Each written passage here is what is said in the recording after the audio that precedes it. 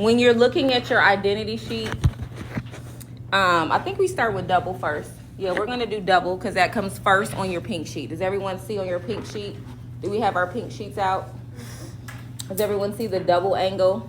So we're going to start off with these here today. So on the test though, it may not say use a double angle identity. I want you to look really closely here. Do you see how this says cosine of 2a? If you multiply an angle, in this example, the A stands for angle. We can use different variables. We can use theta, we can use x, we can use whatever, beta. So in this one, and I think your paper uses what? Yours uses theta.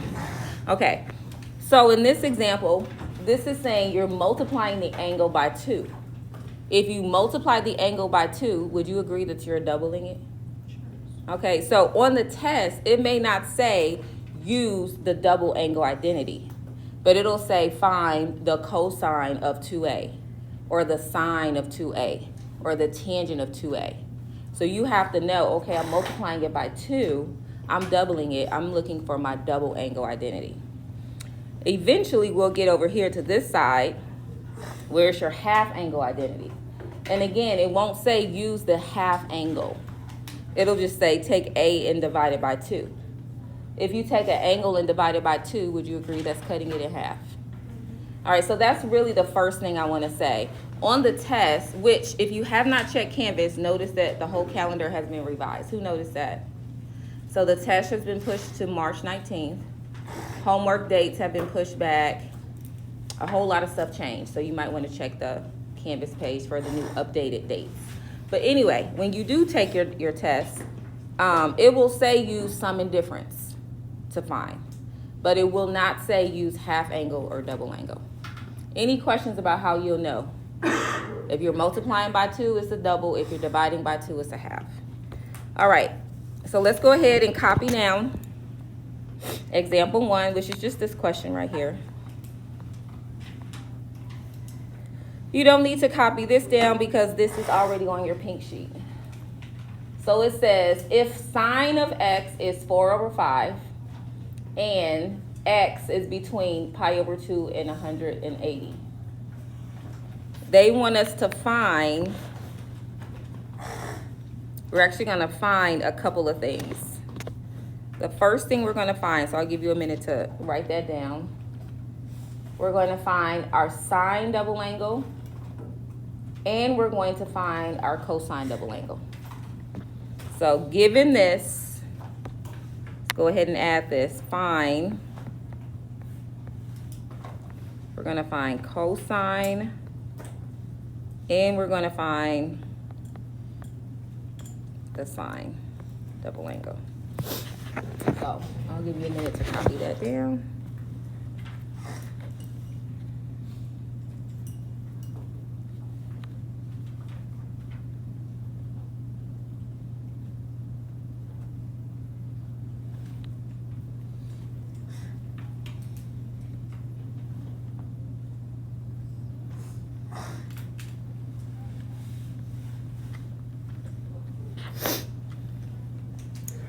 So one thing I want you to notice is on your pink sheet. Thank you, excuse me. On your pink sheet, there are 3 different cosine double angles. Does everyone see that? So we have 3 options that we can use. Okay, there we go. Okay, we have 3 options that we can use. Now, they only told us sine, that the sine was 4/5. Do we have an option that only uses sine? See, I'm looking at this one. This one says I would need to know my cosine and sine. What about this one? Which one do I only need to know sine? And for this one, I will only need to know cosine. So all 3 of these will give you the same answer. But the easiest one to start off with, in my opinion, will be this middle one. And any questions about why? And it's because we know sine, and this one only uses sine. So this says to find cosine double angle, you're going to take 1 minus 2, and then you're going to take your sign and square it. All right, go ahead and simplify that. Using the order of operations. So we have 3 operations. We have an exponent, we have multiplication, and we have subtraction. Which one would come first? Gotta always do PEMDAS.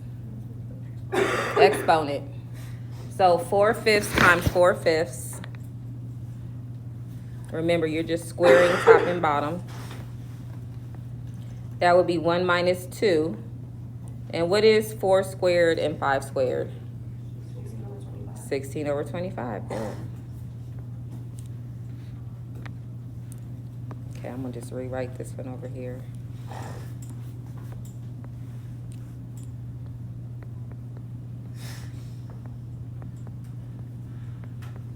All right, now we got to multiply. So that 2 is really over 1.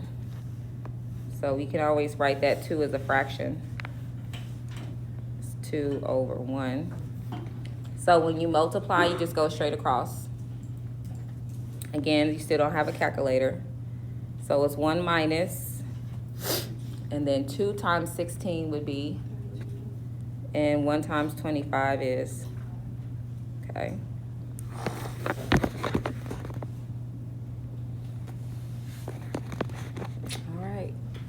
Any questions?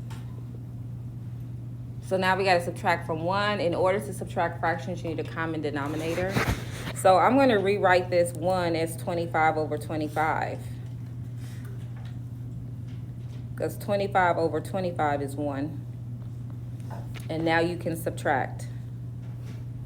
So you have to figure out what 25 minus 32 would give you.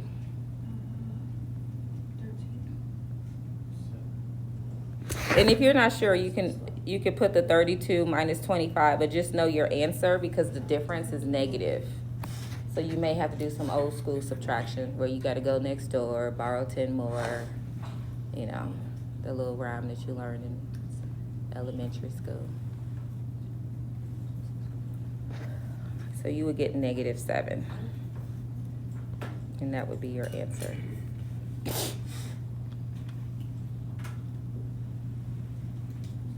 So your cosine double angle is -7 over 25. Now, unfortunately, for our sine double angle, we only have one choice. And that one uses sine and cosine. So we do need to find the cosine. So keeping in mind what you know, sine is y over r. We need to find x. So when you're finding x, you're going to use your x squared plus y squared equals r squared, the Pythagorean theorem. I'm at the top here. Let me come down. Let me zoom in a little bit. So I don't know x squared, but I know that y squared is 4, and I know that r squared, r is 5. So go ahead and solve that for me. And you may recognize, like I recognize this from geometry, it's Pythagorean triple. Does anybody recognize that? I'm just curious. Okay, so if you recognize it, you don't have to go through these steps. But if you don't, then you will have to find it.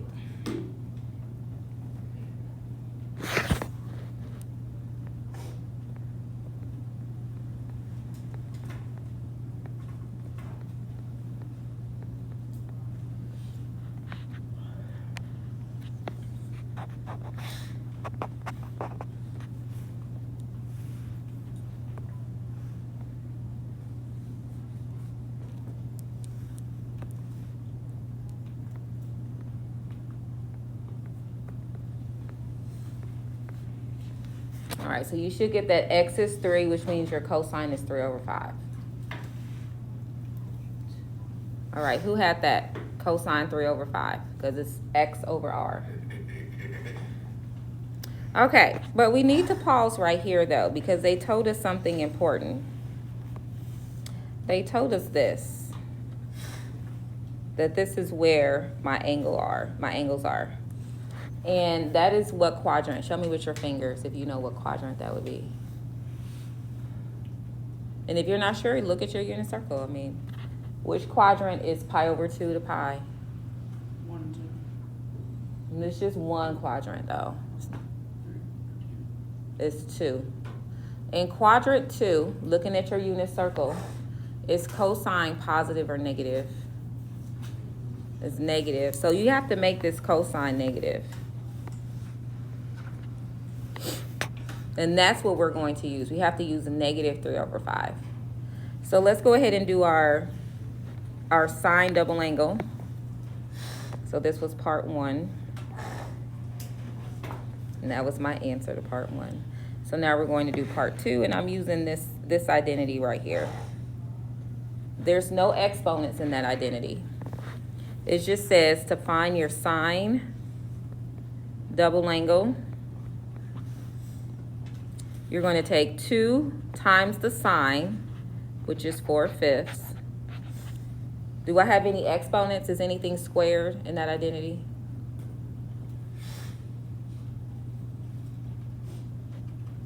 Yes, no? No? Okay.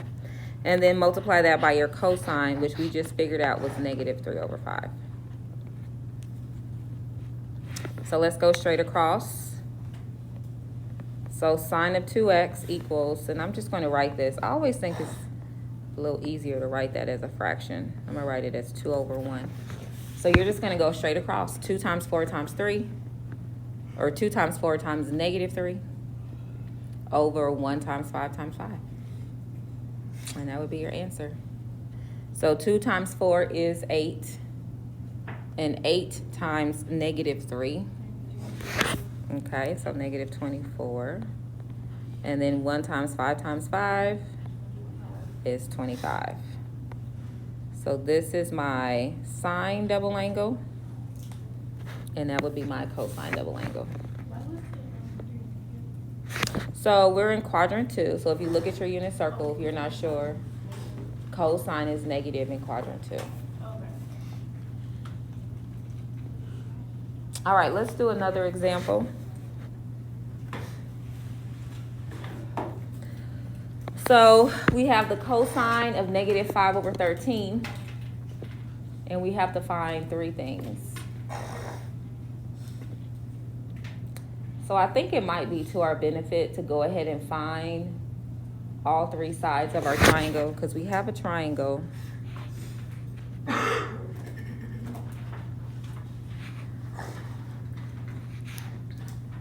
Essentially, I know that my hypotenuse is 13 and adjacent is 5. So I think it's a good idea to go ahead and find your missing side, which is y. Again, this is a Pythagorean triple though. Does anybody know automatically what it is? It is 12. But if you don't know, then let's go the long way. So go ahead and figure it out.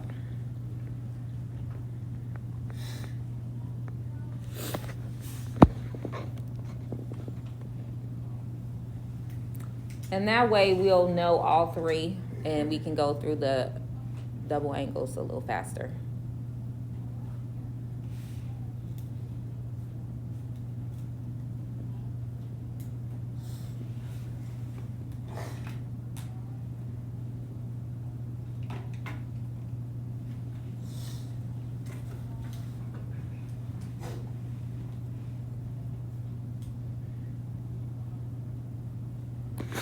So 13 times 13 is 169. Take 169 minus 25.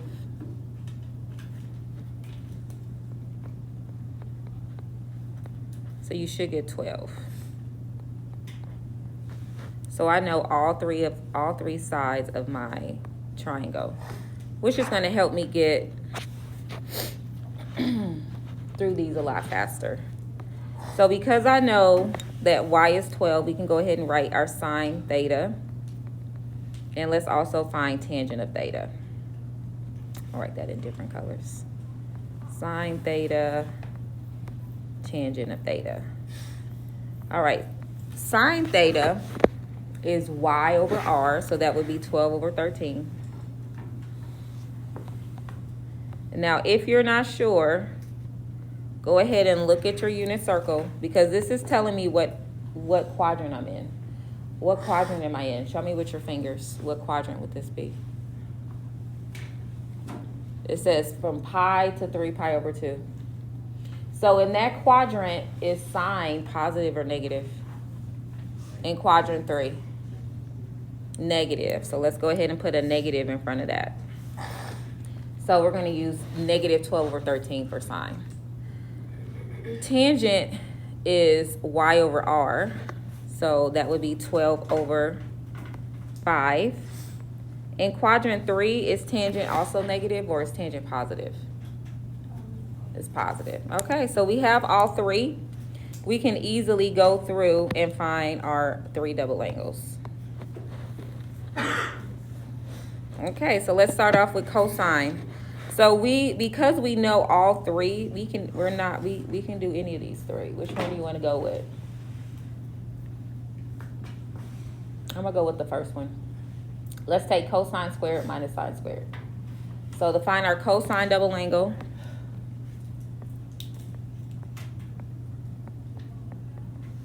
or it could be theta, it could be x. I know I changed it to an x, but you know that an x, a theta, a, they're all the same thing.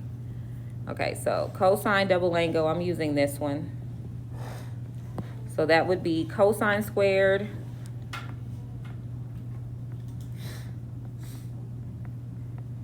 minus sine squared.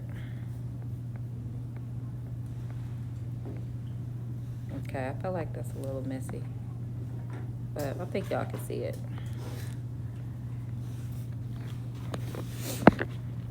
So cosine squared minus sine squared.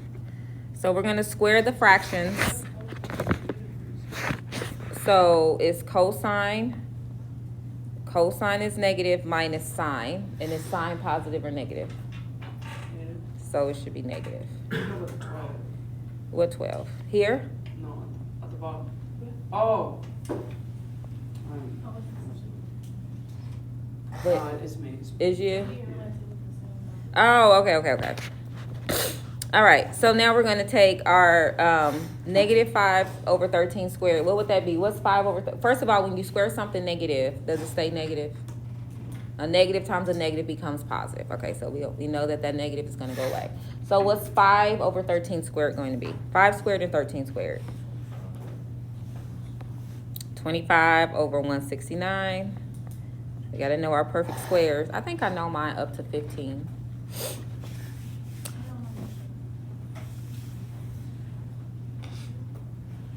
You said up to 2? No. Don't say. And then what's negative 12 over 13 squared? 12 over 13. Okay, good. We already got our common denominator. Go ahead and subtract. So I'm going to write it as 144 over 25. But I know my answer is going to be negative, though, because I'm really subtracting the bigger number from the smaller number. So go ahead and subtract that.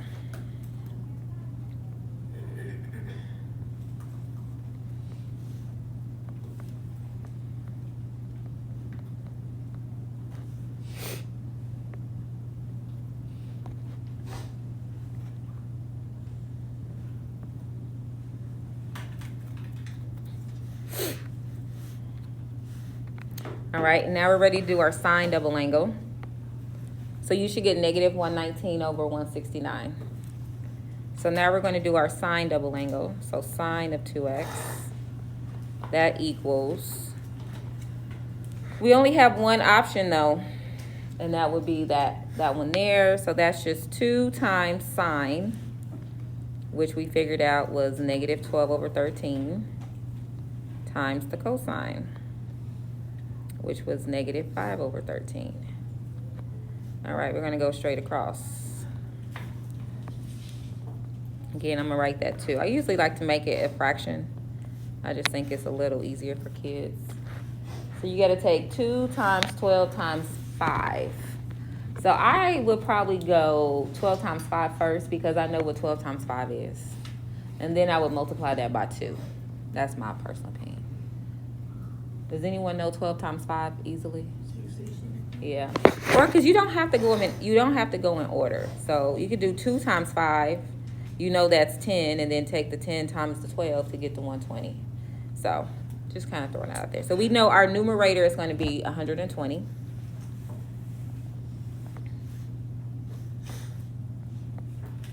And our denominator is 169.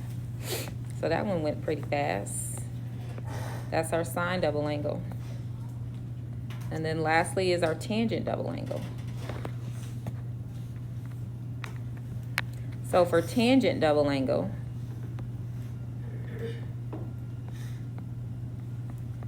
okay, we got to take 2 times tangent over 1 minus tangent squared.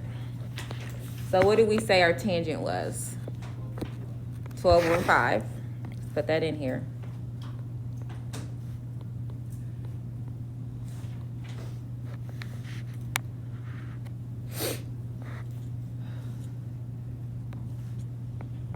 Tangent, again, is always the extra. It just does the most, you know? Gotta love it, though. I don't know, never simple. All right, I'm gonna make this to a fraction over 1. I always do that. So I'm gonna go straight across, which is gonna give me 24 over 5 in my numerator. And in my denominator, I have 1 minus, and when I square that, I get 144 over 25.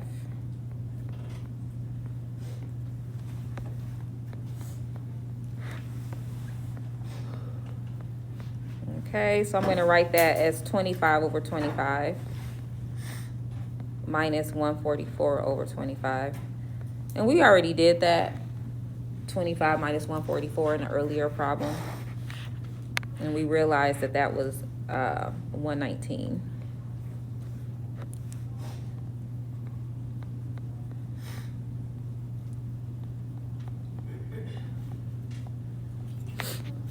And then last step is your keep, change, flip. And no tangent, just take all kind of space. So 24 over 5 times 25 over negative 119. That's going to cross reduce to a 5 and a 1. I would not do 24 times 25. I think that's doing the most. If you know how to cross cancel, right? Hopefully you do. You can cross cancel. So I knew I could cancel out that 25 and 5 and make it smaller. So I have 24 times 5 in the numerator and then negative 119 at the denominator. So I'm going to let y'all figure out what 24 times 5 is. I feel like it's 120, but I don't know. I'm probably not. I don't know. Right. Okay, let me do it. 24 times 5. Yeah. It's 120? Yeah. Okay. I don't know why I felt like that, but that's kind of what I felt. I guess. All right, and that's your tangent double angle. All right, go ahead, keep out your pink sheets and a pencil. We're going to do our skills check.